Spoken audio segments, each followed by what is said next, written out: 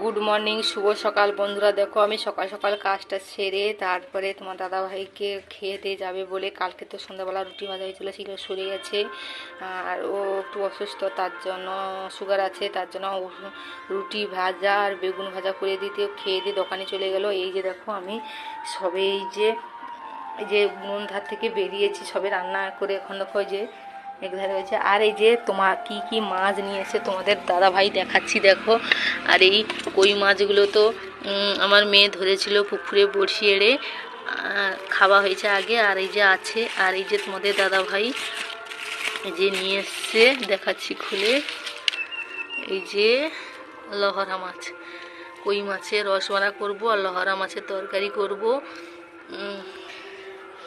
আর সবাইকে দুর্গাপুজোর শুভেচ্ছা ও অভিনন্দন। সবাই শপিং হয়ে গেছে, আমার তো শপিং হয়ে গেছে।